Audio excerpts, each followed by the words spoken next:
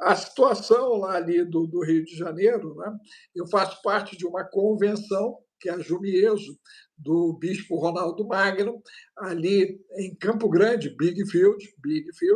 Nós somos ali próximo de 300 ministérios independentes, né, são ministérios independentes, e o Rio de Janeiro, ele é marco das maiores convenções, como você disse, as maiores convenções, elas acabaram, né, tendo sua representação direta a partir do Rio de Janeiro, tá? E hoje nós estamos vendo uma movimentação para a Flórida, dos Estados Unidos, inclusive. Então, todo mundo está botando base na Flórida, né? Isso é outra coisa que eu já queria inserir aqui na conversa, é essa correlação agora também em relação à Flórida, porque a Flórida, na realidade, ela é brasileira, né?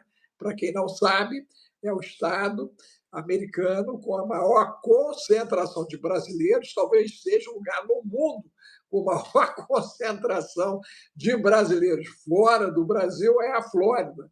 Você pode nascer, crescer e morrer na Flórida sem falar inglês, só conversando com a turma em português, né?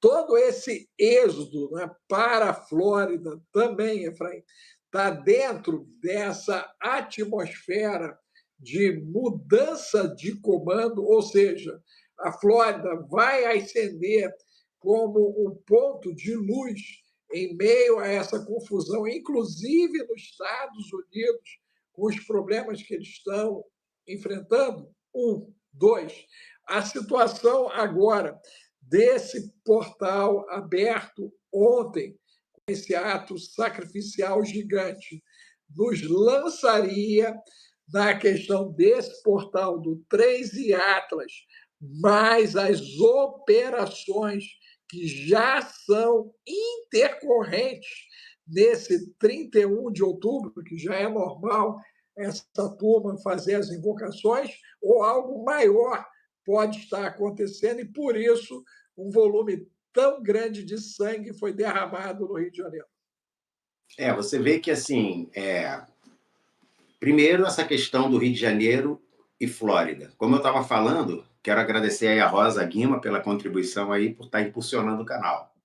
Então, assim, primeiro, o Rio de Janeiro, como eu estava explicando, eu vou terminar essa explicação para entrar com a Flórida e Rio. As cidades possuem vocações próprias. O que acontece é que esse mapeamento ele precisa ser feito com oração, jejum, conhecimento de fatos históricos, conhecimento de ocorrências relacionadas a essa historicidade recorrentes e padrões, para você fazer um mapeamento e com muita revelação você entender, porque assim como eu acredito que cada cidade tem uma só igreja, isso é como o céu vê, não é como nós vemos. Ele vê uma igreja em cada cidade. Cada cidade tem um anjo relacionado a essa cidade. Então, quando aquelas cartas do Apocalipse foram escritas, elas foram escritas aos anjos. Claro que, tradicionalmente, o anjo é o pastor é o anjo da igreja. O pastor, ele é a autoridade relacionada ao anjo da igreja, que é o anjo da cidade. Então, ele não é o anjo da Batista, ele não é o anjo da Congregacional, ele não é o anjo da Universal, ele não é o anjo da Assembleia. Ele é o anjo da igreja da cidade. Jesus, quando enviou os 70, ele enviou de cidade em cidade. Quando ele enviou os 12, ele enviou de cidade em cidade. Cidade é o ministério do céu.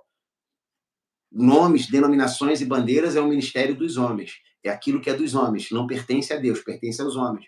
Não quer dizer que é contrário a Deus, simplesmente é uma coisa de homens. E nós temos que entender que nem tudo que é de homem é ruim. Porque Deus sabe separar. Nós sabemos que há coisas que são de Deus, há coisas que são dos homens e há coisas que são das trevas, de Satanás e dos seus demônios. Mas há coisas que são dos homens e não tem problema, desde que elas não venham contrárias ao que Deus estabeleceu.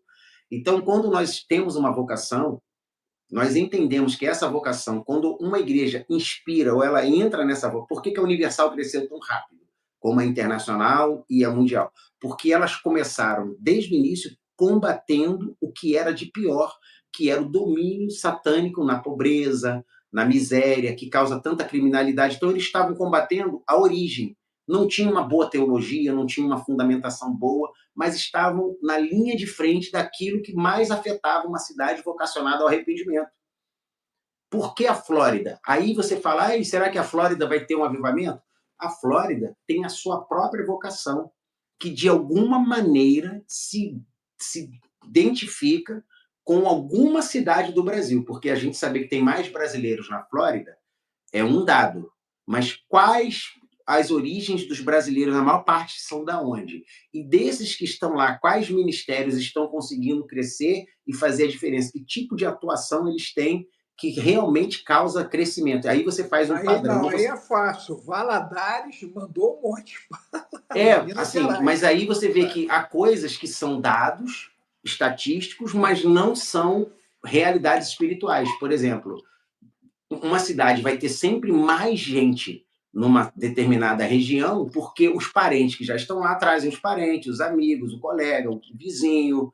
Então, há um movimento que é social, explicado culturalmente, socialmente, antropologicamente, podemos chamar, e há um movimento que é espiritual. Por isso que o mapeamento ele tem que ser feito com local, com oração, com jejum, com muitos dados, mas você tem que ser guiado pelo Espírito Santo para saber quais os dados que afetam. Se os líderes das cidades soubessem a importância de descobrir a vocação da cidade e adaptar o seu ministério, veja, ele não tem que mudar o método, a maneira de ser, o tipo de culto, não é isso que afeta. É você entender o que você faz como igreja local em relação à vocação daquela cidade. Então, Flórida pode ser um centro de avivamento ou pode ser um centro de perdição para os Estados Unidos, dependendo do tipo de manifestação que a Igreja de Cristo, brasileira ou não, está fazendo lá. Se o objetivo dele é ter dízimos em dólar e ter um recurso financeiro levantado, ele certamente está lá com motivações ruins e não vai funcionar para o reino de Deus, vai funcionar só para o reino do homem. E o reino do homem não é o reino de Deus. Quando Jesus fala para Pedro, para trás de mim, Satanás, porque não cogita das coisas que são de Deus, mas são dos homens, ele estava falando exatamente isso, há coisas que são de Deus para a igreja e há coisas que são dos homens. E normalmente as que são dos homens não prosperam, porque elas não estão de acordo com o plano original do que Deus quer. Então a igreja tem que se identificar com a vocação de Deus. Tem igreja que você vai ver que tem cidade que a igreja tem chamado a cura. Qualquer igreja que você vai lá tem cura. Por se eles entendessem e fizessem. É por isso que assim, o que falta a nós é assim, não precisa ser um comando hierárquico central, mas um funcionamento que consiga fazer esse tipo de leitura, que faça esse tipo de mapeamento, que chegue para os pastores, está aqui o mapeamento dessa cidade. Se você trabalhar em cima disso, você vai ter sucesso em ganhar almas, não vai ter sucesso financeiro, não vai ser a igreja da tela de telão na frente, você vai ser uma igreja que vai fazer a diferença no reino de Deus. Deixa eu dar um gancho aí. Olha só, gente, o Liderança Antifrágil é um dos estudos que estão dentro do Geburá, como é também o Cripto. O Cripto está dentro do Geburá. Você que não entrou ainda, você teria que entrar, você tem que entrar, mas está lá, do Geburá, ok? Nós temos o Escatologia Advance, que está lá no Geburá, além de uma leitura semanal, todo domingo, às 14 horas, a respeito do que estamos vendo, ouvindo e sentindo. Porque quer ver uma coisa, doutor Alex, sobre o Geburá? Ontem uma pessoa que entrou me fez uma pergunta no privado, que ficou preocupada de colocar a pergunta no grupo e, de repente, trazer algum tipo de... E a pergunta foi muito boa, muito interessante. E eu falei, olha, eu te recomendo duas coisas. Primeiro, assistir o Escatologia Advanced, quando eu mostro a meta-história, que é o que aconteceu no céu que se repercutiu na Terra.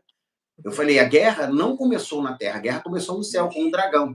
E ele foi lançado na Terra e essa guerra repercutiu na Terra. Lá no Escatologia Advanced, a gente dá todos os detalhes bíblicos, escriturísticos e históricos que comprovam isso.